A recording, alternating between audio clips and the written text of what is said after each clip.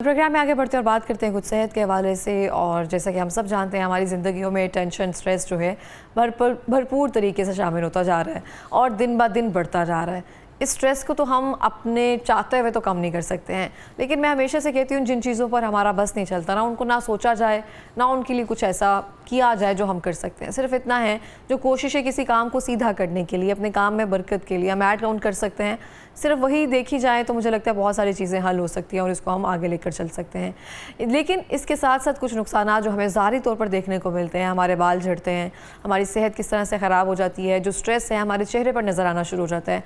अक्सर हम देखते हैं बहुत सारे लोग होते हैं सेम एज के होते हैं, लेकिन अगर आप उनके फीचर्स या कुछ ऐसी चीज़ें देखें तो आपको नज़र आ जाता है कि इनकी ज़िंदगियों में परेशानियाँ चल रही है और इनकी ज़िंदगी में खुशहाली है। कहते हैं ना, जैसे आप जितना खुश होते हैं वो आपके चेहरे पर नज़र आता है। आज मेरे चेहरे पर नज़र नहीं आ रहा होगा, लेकिन आज हम बात करेंगे कि कैसे हम स्ट्रेस को दूर कर सकते हैं, कैसे इन स्ट्रेस के जो है वो रिएक्शंस आते हैं हमारी स्किन पर, हमारे बालों पर, हमारे नाखूनों पर। हमें ज्वाइन किया डॉक्टर शहबाज साहब ने, जो कि कंसल्टेंट डर्माटोलॉजिस्ट हैं। अस्सलाम वालेकुम। जी वालेकुम अस्सलाम। सर कैसे हैं आप? अल्हम्दुलिल्लाह। सर बहुत शुक्रिया प्रोग्राम में आने के लिए। सर आपके पास भी अक्सर ऐसे लोग आते होंगे जो सेम एज ग्रुप के होते होंगे, लेकिन दोनों के फेस में कुछ ना कुछ ऐसे फ़र्क नज़र आता होगा, झुर्रियों में या फिर कुछ ना कुछ माथे पे जो बल आ जाते हैं कुछ, इसके बारे में हमें बताएंगे? मिस इकरा, ये बहुत अहम टॉपिक है जो स्ट्रेस रिलेटेड स्किन के या हेयर्स के या नेल्स के मसाइल हैं। ये बड़ी देर से डिस्कस करना चाह रहा था।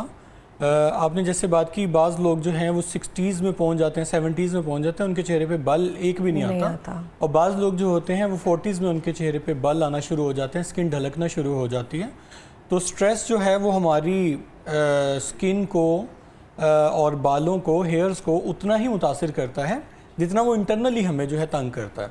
फॉर एग्ज़ाम्पल, कई लोगों को जो होता है स्ट्रेस की हालत में डायरिया लग जाता है, कई लोगों को जो होता है स्ट्रेस की वजह से हार्ट अटैक भी आ जाता है। तो स्ट्रेस जो है आपकी सारी बॉडी को वो कंट्रोल करता है, उसको अफेक्ट करता है। तो स्किन से रिलेटेड जो इश्यूज़ हैं, फॉर एग्ज़ाम्पल हम कुछ ऐसी कंडीशंस की बात करते हैं जो कि बड़ी कॉमनली देखी जाती हैं। उसमें हम लोग सबसे पहले यही पूछते हैं कि आपको किसी किस्म का स्ट्रेस तो नहीं है। फॉर एग्ज़ाम्पल, एक्नी का जो मसला है, बाज़ बच्चों को एक्नी जो होती है उस स्ट्रेस की वजह से बहुत ज़्यादा हो रही होती है। फॉर एग्ज़ाम्पल, उनको पढ़ाई का स्ट्रेस आ रहा है, एग्ज़ाम्स आ रहे हैं, तो उनमें उनकी एक्नी जो होती है बढ़ जाती है। एक्नी के बढ़ने की वजूहात तो कई सारी हैं, लेकिन उसमें एक तो वजह ये है कि कॉर्टिसोल लेवल स्ट्रेस की वजह से बढ़ता है, जिसकी वजह से ऑयल प्रोडक्शन बढ़ जाती है और साथ ही जो है फिर एक्नी भी बढ़ना शुरू हो जाती है। लेकिन बाज़ बच्चों में हमने देखा है कि उनको स्किन पिकिंग की आदत होती है, बार बार इस तरह खुजाते हैं। वो खुजाने की वजह से क्या होता है, इन्फेक्शन एक जगह से दूसरी जगह ट्रांसमिट होता है, या क्या होता है, जो एक्नी का दाना होता है जब वो उसको पॉप आउट करने की कोशिश करते हैं तो उसका निशान जो होता है वो परमानेंट हो जाता है। तो एक्नी की बल्कि एक बड़ी वो वेल डिफाइंड और वेल नोन टाइप है जिसको एक्नी एक्सकोरी कहा जाता है, वो उन बच्चों में होती है जो कि ज़्यादा स्ट्रेस लेते हैं। फिर इसके अलावा हम तो डिफरेंशिएट कैसे किया जाता है कि जो एक्नी बनी है स्ट्रेस की वजह से है या हार्मोनल इश्यूज़ की वजह से? उसमें हमें जो है एक्सकोरिएशन के मार्क्स मिल जाते हैं। अच्छा, ओके। फिर ऐसा निशान हमें ऐसा मिलता है कि उस बच्चे ने उसको दबा दबा के निकालने की कोशिश की होती है। दाना छोटा सा होता है लेकिन इतना बड़ा बनाया होता है और उसके ऊपर ज़ख्मों के निशान होते हैं। फिर उसके जो निशान होते हैं, आम तौर पे जो आम एक्नी होती है उसका महीना 10 दिन में चले जाते हैं, लेकिन जो एक्सकोरिएशन की वजह से बनते हैं उनको 6-6 महीने उनके निशानों को लग जाते हैं। तो इस वजह से हम देखते हैं, उससे फिर बच्चे से भी पूछते हैं, उसकी फैमिली वालों से पूछते हैं कि ये जो है स्ट्रेस की हालत में क्या करता है, क्योंकि बच्चा तो स्ट्रेस में होता है, उसको तो इतना नहीं पता चलता, उसके सराउंडिंग में जो लोग होते हैं वो फिर बताते हैं कि ये जी वाकई ही इसमें ये हरकत है। फिर उसके अलावा स्ट्रेस की वजह से कई हेयर की जो है कंडीशंस वो भी रिपोर्टेड हैं। फॉर एग्ज़ाम्पल, जिन बच्चों को घरों में लड़ाइयाँ होती हैं या बच्चे जो क्लासेस में स्ट्रेस लेते हैं, उनमें एक बड़ी कॉमन टाइप है हेयर लॉस की, उसको ट्राइकोटिलोमेनिया कहते हैं। ट्राइकोटिलोमेनिया में क्या होता है कि बच्चा जो होता है वो एक साइड से बालों को खींचता रहता है, उस साइड से वो गंजा हो जाता है। हाँ, ये अक्सर मैंने भी अक्सर बच्चों को देखा है। वो बाज़ बच्चे तो जो है वो बाल तोड़ तोड़ के खाते भी हैं, उनको फिर पेट में भी नेल बाइटिंग की तो मैंने सुनी थी, बालों का नहीं, और ये बालों का भी है। बालों की तो बहुत सारे मसाइल भी उसकी वजह से जन्म लेते हैं। बाज़ लोगों को तो जो है वो इवन कि उनकी सर्जरी तक अल्लाह ना करे नौबत पहुंच जाती है बाल खाने की वजह से। चूँकि बाल एब्जॉर्ब नहीं ना होता तो वो जाके आगे जमा होता रहता है पेट छोटी आंत में, तो जब जमा होता है तो वहाँ पे ब्लॉकेड कर देता है। तो जब बहुत ज़्यादा वो गुच्छा बना के उसको ब्लॉक कर देता है तब जो है फिर उसका सर्जरी की भी नौबत आ जाती है। बहुत सारे रिपोर्टेड केसेस हैं और ख़ासतौर पे साइकेट्रिक पेशेंट्स में होते हैं। और इसके अलावा बालों का हमने एक दो और चीज़ें भी देखी हैं, जैसे टीलोजन इफ्लूवियम होता है। टीलोजन इफ्लूवियम लेडीज़ में बहुत कॉमन है। वो कहती हैं जी हमारी लटों की लटें गिर रही हैं और ये हमें 2 महीने पहले कुछ भी नहीं था, अभी होना शुरू हो गया। तो उसके नीचे भी एक कॉज जो है वो स्ट्रेस है। ये वही टीलोजन इफ्लूवियम जो कि प्रेगनेंसी के बाद हेयर फॉल होता है, तो इसकी एक कॉज जो है वो स्ट्रेस भी है। या कोई किसी किस्म की जो बीमारी होती है जैसे टाइफाइड हो गया या डेंगू फीवर हो गया, कोविड हो गया, उसके बाद लोगों को बहुत ज़्यादा होता है हेयर फॉल। तो टीलोजन इफ्लूवियम भी एक है। फिर इसके अलावा एक बहुत कॉमन जो बालचर की वजह है that is known as alopecia areata, जिसको आम ज़ुबान में बालचर कहा जाता है, जिसमें टिक्कियों की तरह के हेयर फॉल होता है। उसमें भी एक बहुत बड़ी कॉज जो है वो स्ट्रेस है। तो स्ट्रेस से हेयर्स को भी फ़र्क पड़ रहा है और स्किन को भी फ़र्क पड़ रहा है। फिर इसके अलावा कई तरह की जो है स्किन की इचिंग की टाइप्स हैं जो कि स्ट्रेस की वजह से होती हैं। फॉर एग्ज़ाम्पल जिस तरह अभी हम बात कर रहे थे अर्टिकेरिया की, जिस तरह आजकल बहुत कॉमन है, बाज़ लोगों को मच्छर के काटने से हो जाता है, धप्पड़ बन जाते हैं, बाज़ लोगों को चींटियों के काटने से हो जाता है। इसी तरह स्ट्रेस अर्टिकेरिया की एक टाइप है जिसमें सुइयाँ चुभना शुरू हो जाती हैं। जैसे ही बंदे जो हैं वो थोड़ा सा स्ट्रेसफुल इवेंट उनके साथ कुछ होता है, उनकी बॉडी पे सुइयाँ चुभना शुरू हो जाती हैं या उनको धप्पड़ बनना शुरू हो जाते हैं।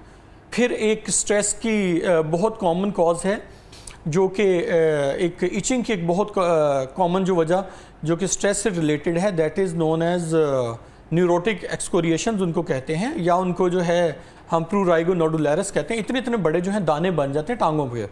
तो वो बंदा खुजा के कोशिश करता है कि मैं इसमें से पानी निकाल दूँ।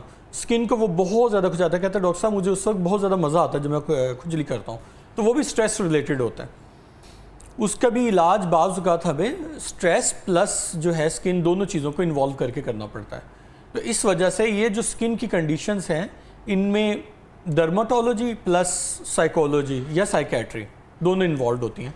तो इसी वजह से डर्माटोलॉजी की एक नई ब्रांच आ गई है जिसको साइकोडर्माटोलॉजी कहा जाता है, जो कि कॉम्बिनेशन है साइकेट्री प्लस जो है डर्माटोलॉजी का।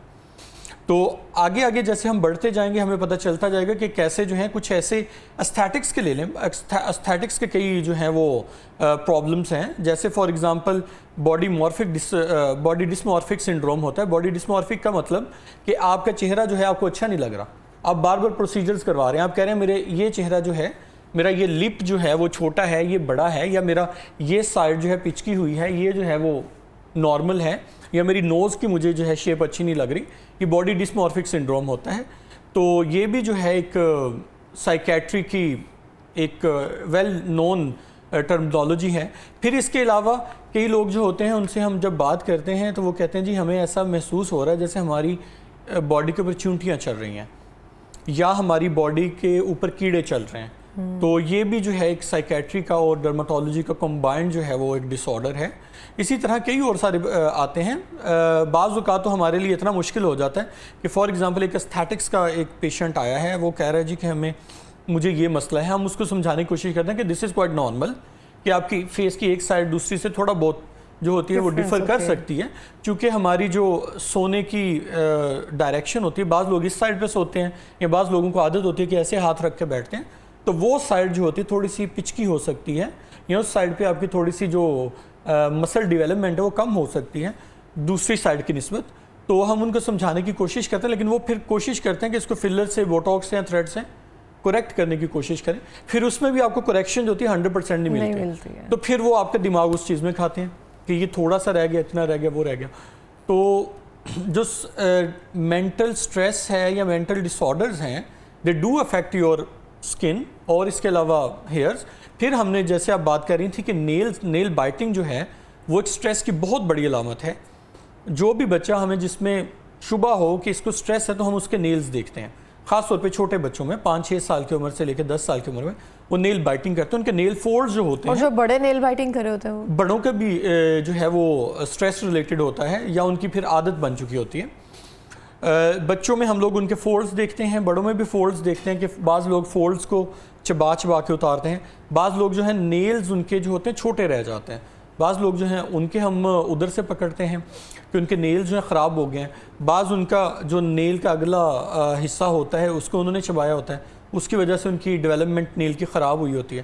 तो नेल्स, हेयर एंड स्किन तीनों ही आपके स्ट्रेस की वजह से अफेक्ट हो सकते हैं। सही हो गया। अच्छा, हम जब अपने एग्ज़ाम्स में बैठते थे ना तो हमें कहा जाता था ये सवाल है और हम उसकी हेडिंग्स बनाते थे। आप जिस तरह से आज आपने उसको रिप्रेजेंट किया ना, तो मेरी तरफ से तो 10 on 10 मार्क्स हैं आपके। जितनी हेडिंग्स बनाकर हम कहते थे हेडिंग्स बना दी जाए, बता दिया जाए ये रीज़न ऐसे, तो मुझे वो याद आ रहा है कि अच्छी हेडिंग्स बन रही है, मुझे फुल नंबर मिलने थे अगर मैं ऐसे रिप्रेजेंट करती। अच्छा, एक टाइम पर आकर मुझे बिल्कुल नहीं पता था कि अगर मैं कोई स्ट्रेस ले रही हूँ या मुझे कोई टेंशन हो रही है या एंग्जाइटी की वजह से मेरे पेट में बटरफ्लाइज, जैसे आपने कहा कि ये हो जाता था, तो ये डायरिया हो जाना, समथिंग कुछ चीज़ें होती हैं जो हमारे साथ हो रही होती है लेकिन हमें आइडिया नहीं होता कि ये सब चीज़ें चल रही हैं। अब हम चेहरे पर जो आ जाते हैं स्ट्रेस के असरात, ये सब चीज़ें, स्ट्रेस को हम कम नहीं कर पा रहे हैं, लेकिन कौन सी ऐसी चीज़ें हैं जो हम अपना कर अपने स्ट्रेस को कम भी कर सकते हैं और अपने चेहरे पर जो अब असरात आ गए हैं उनको थोड़ा टाइम के लिए कम या डिले कर सकते हैं? देखिए, एक तो सबसे कॉमन जो ट्रीटमेंट है जो कि हम सारों को पता है, आपके पास भी कोई स्ट्रेस वाला आ जाएगा, आप उसको कहेंगे रिलैक्स करें। सबसे पहले तो ये है कि आपने रिलैक्स करना है, और फिर उसके अलावा एक्सरसाइज को अपना पार्ट एंड पार्सल बनाना है, फिर उसके अलावा अपनी नींद पूरी करनी है, फिर उसके अलावा जो है वेल हाइड्रेटेड रहना है, ज़्यादा से ज़्यादा पानी पिएं, अच्छा खाएं। ये सारी चीज़ें तो हैं, हर किसी के पास, जिसके पास भी जाएंगे वो आपको सबसे पहले गाइड करेगा। फिर उसके बाद जो है इंटरवेंशन आती है। इंटरवेंशन जो होती है वो इस किस्म के मसाइल में दो लोगों की होगी। एक तो जो होगा वो डर्माटोलॉजिस्ट होगा, और दूसरा जो होगा जैसे मैंने बताया साइकेट्रिस्ट या साइकोलॉजिस्ट होगा। बाज़ लोग साइकेट्रिस्ट या साइकोलॉजिस्ट के नेम से डरते हैं, लेकिन अगर सोचा जाए तो हमारी आधे से ज़्यादा जो मसाइल हैं वो हमारी एंग्जाइटी, हमारी टेंशन या हमारे दिमाग के मसाइल की वजह से हैं। तो हमें उसमें किसी किस्म की जो है वो शर्म नहीं महसूस करनी चाहिए, आर नहीं महसूस करनी चाहिए, हमें उनके पास जाना चाहिए। फॉर एग्ज़ाम्पल, अगर मैंने एक पेशेंट को जो है बता दिया कि आपको स्ट्रेस है, स्ट्रेस का जाके रेफर टू साइकोलॉजिस्ट या रेफर टू साइकेट्रिस्ट, तो वो लोग आगे से कहते हैं डॉक्टर साहब बस ही पागल है। वो अपने आप के ऊपर टैग लगा लेते हैं कि हमने पागलों के डॉक्टर के पास जाना है। तो ऐसा जो है वो डेवलप्ड जो कंट्रीज़ हैं उनमें नहीं है। डेवलप्ड कंट्रीज़ में जो साइकेट्री या साइकोलॉजी की अवेयरनेस है वो बहुत ज़्यादा है, तो लोग आराम से चले जाते हैं। हमारे जो लोग हैं वो अभी तक थोड़े से ज़रा शर्माते हैं या कह रहे हैं कि वो इस चीज़ को अपने ऊपर लेबल नहीं लगाना चाहते, इस वजह से वो साइकेट्रिस्ट साइकोलॉजिस्ट के पास नहीं जाते। उनको वाकई ज़रूरत होती है कि डॉक्टर उसवा के पास आपने उनको भेजना होता है? नहीं, वाकई ज़रूरत होती है। ज़रूरी नहीं होता कि उधर ही भेजना, मैं किसी भी नेम लिख देता हूँ तो कि उधर चले। मैं इस चीज़ को वैसे ही कह रही थी, बट मुझे इस चीज़ का पता है। वाकई में हम सारे जो है ना वो एक टैग बना लेते हैं, हमें लगता है कि शायद हम नफ्सियाती हो, या नफ्सियाती सबको गाली लगती है जी जी, और उनको लगता है कि बीमारी नहीं है या हम पागल खाने चले जाएंगे या ऐसी चीज़ें हो जाएंगी। ये बहुत ज़रूरी है। अब हम आते हैं रेटिनॉल पे। जी जी, सबको लगता है कि जो मर्जी ज़िंदगी में स्ट्रेस आ जाए रेटिनॉल जो है हमारे ठीक कर देगा। अब रेटिनॉल जो है किस एज से हमें लगाना चाहिए? क्या वाकई रिंकल या एजिंग के साइन को कम करता है? आजकल 12-13 साल की बच्चियां भी आ रही हैं, वो भी कह रही हैं सर हम रेटिनॉल अप्लाई करना शुरू कर दें। मैं हैरान रह रहा होता हूँ, ख़ास तौर पे जो हमारे ये है ना बच्चे जो कि इंस्टा जेनजी, मैंने अभी सुना कि ये जो है जी बच्चियाँ आके कहती हैं हम जेनजी हैं, और बच्चे आके कहते हैं कि हम जेनजी जो हैं वो हमें जो है ये स्किन केयर रूटीन बताई जाए। हाँ, उनकी वो बिल्कुल डिफरेंट है, उनकी लैंग्वेज डिफरेंट हो गई। वो रेटिनॉल खुद ही अप्लाई करना शुरू कर देते हैं, फिर उनको उससे मसाइल शुरू होते हैं। फॉर एग्जांपल इचिंग होना शुरू हो जाती है। उनको रेटिनॉल के बारे में हमसे ज़्यादा पता होता है कि इसको कब लेयरिंग करनी है, कब जो है इसका वो सैंडविच मेथड का उनको पता होता है, सारा कुछ उनको पता होता है। तो हैरानी भी होती है, लेकिन कहते होते हैं कि जो excess of everything is bad. जब नॉलेज की भी एक्सेस हो जाए तो उसका भी नुकसान होना शुरू हो जाता है। तो वो बच्चे जो हैं वो स्किन ख़राब करके आ जाते हैं। उसके साथ देखें, उसका अगर एक्नी को रेटिनॉल ट्रीट करता है या एंटी एजिंग को ट्रीट करता है तो उसको ख़राब भी कर सकता है। फॉर एग्ज़ाम्पल, अगर जो है आप रेटिनॉल लगाए जा रहे हैं तो स्किन इरिटेट होती है। अगर आजकल के मौसम में, जैसे आजकल मैं नहीं अप्लाई करवाता हूँ रेटिनॉल हबस के मौसम में, या बहुत कम उसकी फ्रीक्वेंसी कर देता हूँ, 1 a week या 2 a week करवा देता हूँ, या बहुत ज़्यादा जब धूप होती है उसमें मैं अवॉइड कराता हूँ। या जो है एक अभी मेरी पेशेंट थी, वो मुझे कह रही है जी मैंने उम्रा पे जाना है, मुझे स्किन केयर रूटीन बता दें। तो जब मैंने उनको स्किन केयर रूटीन बताई, एक मॉइस्चराइजर, एक sun block, that's it. Doctor को तो कुछ पता नहीं है। अच्छा, तो वो कहती हैं जी डॉक्टर साहब आपने रेटिनॉल तो लिखा नहीं। अच्छा, तो मैंने कहा बाजी आपने एक तो जाना है उम्रा कर दें, सारा दिन आपने धूप में रहना है, तो जो आपका स्किन का कलर है ना ये फिर 3-4 शेड और ब्लैक हो जाएगा, क्योंकि रेटिनॉल ने जो है सेंसिटिव कर दिया स्किन।